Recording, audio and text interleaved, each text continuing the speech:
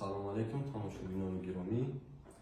мавзӯи навбатиро аз курси махсуси микроэлектроника дар мавзӯи транзисторҳои биполярӣ, реҷаи корӣ, характеристикаи волтамперӣ ва истифодаи онҳо дар микросхемаҳо пешкаши шумо менамоем. дар мавзӯъҳои гузашта мо оид ба ПН гузаришҳо ва диодҳои нимнохилӣ ба шумо маълумот пешниҳод намуда будем. Транзистор дастгоҳи электронии нимнохилӣ мебошад, ки барои тавлид, тақвият ва табдил додани сигналҳои электрикӣ истифода бурда мешавад.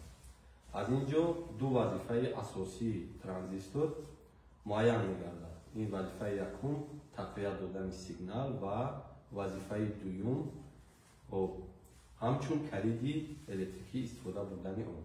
чӣ хеле ки аз расм дида мешавад, дар расми якум ба даромади транзистор сигнале ки амплитудаш хурд аст дода мешавад ва дар баромади он ин сигнал амплитудаш бузург, яъне қимати амплитудаш зиёд карда мешавад, вале шакли сигнал бошад тағйир намеёбад.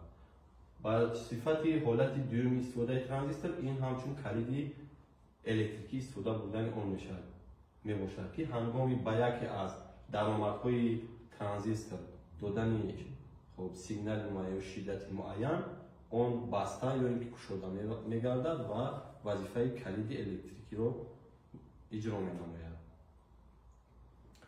худи транзистор аз ду калимаи англисӣ, калимаи якум, қисми якум трансформер, яъне гузариш ва резистор муқоимат гирифта шудааст, ки маънои муқоимати гузариширо ифода менамояд. вале барои ин элемент ва хосиятҳое ки дар занҷирҳои электрикӣ аз он бармеояд, ҳамчун резистори тағйирёбанда, муқоимати тағйирёбанда истифода бурда мешавад. барои мисол дар расми якум, расми транзистор оварда шудааст, ки дар ин ҷо ба яке аз электродҳои он додани шиддат муқоимат дар он тағйир меёбад ва ба воситаи он ҷараён танзим карда мешавад.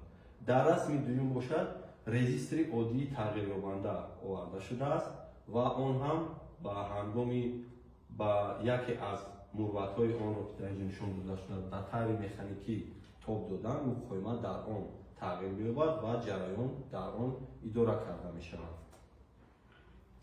умуман ду шакли асосии транзисторҳо мавҷуданд.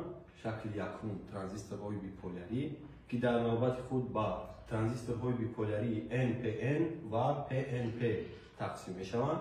қисми дуюм бошад транзисторҳои майдонӣ ё ин ки транзисторҳои биполярӣ мебошанд ва онҳо дар навбати худ ба ду зерқисми дигар тақсим мешаванд. транзисторҳои майдонӣ бо PN гузариш, ки дар навбати худ аз P канал ва N канал иборат мебошад, ва қисми дуюм бошад транзистори майдонӣ бо затвори изолятсияшуда, ки он ҳам дар навбати худ ба P канал ва N канал ҷудо мешавад. дар ин мавзӯъ мо оид ба транзистори биполярӣ маълумот медиҳем.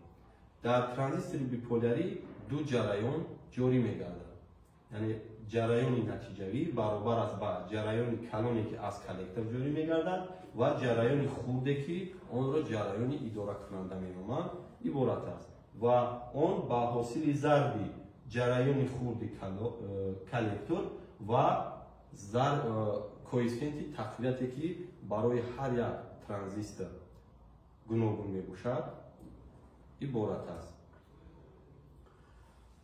транзистори биполярӣ аз ду PN гузариш ва се соҳаи нимнохилӣ иборат мебошад.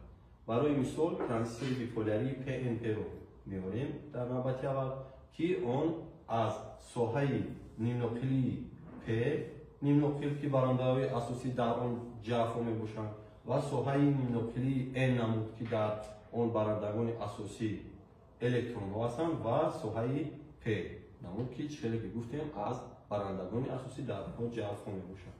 транзистор аз ба ду диоди нимнохилӣ монанд мебошад, ки дар як навбат бо ҳам рӯ пайванд аст ва дар шакли дигар бошад, агар дар шакли NPN бо ҳам муқобил пайваст шудаанд.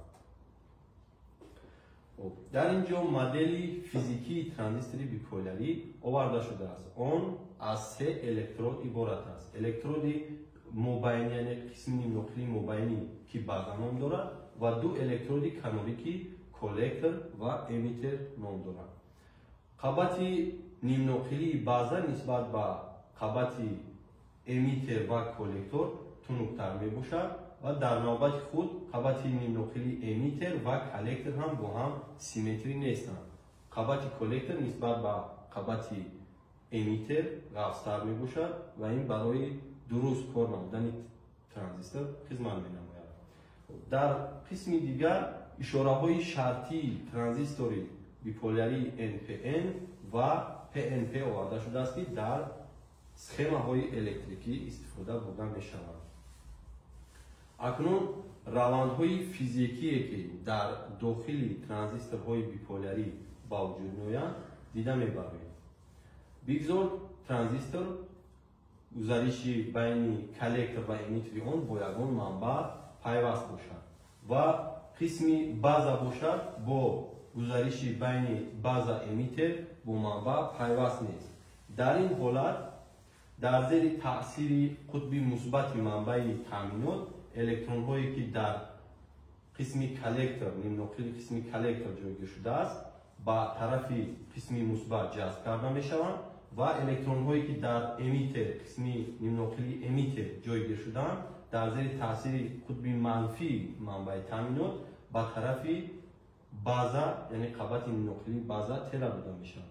аз сабаби оне ки ғаноиши электронҳо дар эмитер камтар мебошанд ва таъсири майдони таъминотие ки ба эмитер пайваст шудааст ба база омада намерасад, ин электронҳо қобилияте аз қабати база гузаштан ба қабати коллекторро надоранд. барои ин мо ба база як шиддати илова, яъне манбаи таъминоти иловагиро пайваст менамоем. ин манбаъ метавонад барои транзисторҳое ки аз маводҳои гуногун сохта мешаванд гуногун бошад. дар навбати имрӯза мо ба ҷои шиддати манбаи таъминоти пайваст менамоем 0,6 вольт, тақрибан 0,6 вольт мебошад ва ин барои маводи кремни мувофиқ аст, яъне транзистори мазкур аз нимнуқили кремни сохта шудааст. вақте ки шиддат пайваст карда мешавад, дар зери таъсири қутби мусбате ки дар база пайваст шудааст, электронҳо аз қабати эмитер ба қутби мусбат ҷазб карда мешаванд ва электронҳои иловагӣ аз қутби мусбати пайваст шуда ба тарафи эмитер равон карда мешаванд.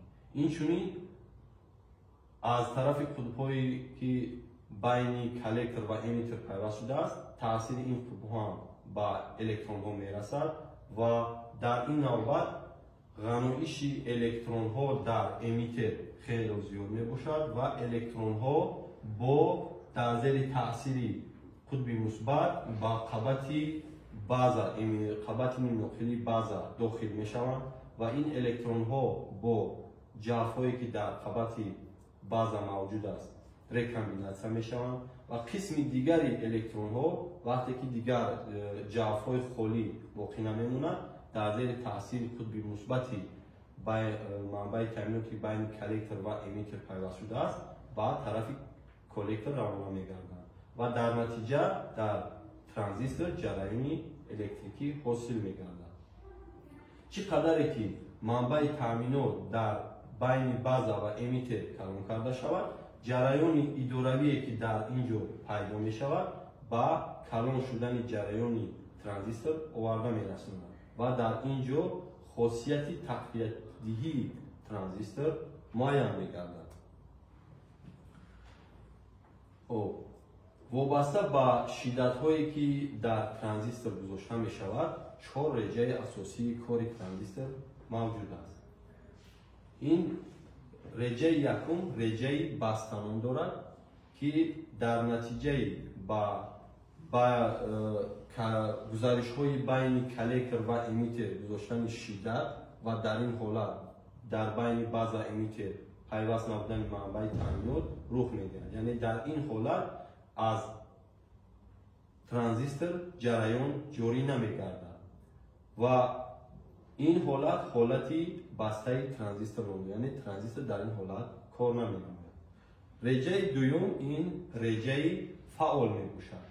Ин реҷае мебошад ки аллакай хеле ки дар расми пештар нишон додем, шиддат аллакай аз 0,6 волт зиёдтар аст ва транзистор аллакай дар транзистор ҷоришавии электронҳо мавҷуд аст ва ин реҷае ҳаст ки реҷаи тақвиятии транзистор мебошад. реҷаи сеюми кори транзистор ин реҷаи сер ба шумор меравад. дар ин реҷа манбаи таъминоте ки дар байни коллектор ва эмитер гузошта мешавад, манбаи таъминот хеле бузургии калон дорад ва ҷараёни коллекторӣ ҷараёни максималӣ мебошад. дар ин ҳолат ҷараёни коллектор ба ҷараёни идоравие ки аз база ҳосил мегардад беэътиноӣ менамояд ва қобилияти пурзуркунӣ ё тақвияти сигнал ба вуҷуд намеояд ва дар ин ҳолат транзистор яъне дар баромад ҷараён доимӣ мегардад. реҷаи чоруми кории транзистор ин реҷаи инверсион мебошад. дар ин ҳолат пайвасти байни коллектор ва эмитер ва чапа пайваст карда мешавад ва ҷараён аллакай аз база ҷараёни идоравӣ аз база ба эмитер не балки ба тарафи коллектор ҷорӣ мегардад. ин ҳолате аст ки ҳангоми истифода дар занҷирҳои электрикӣ истифода бурда намешавад.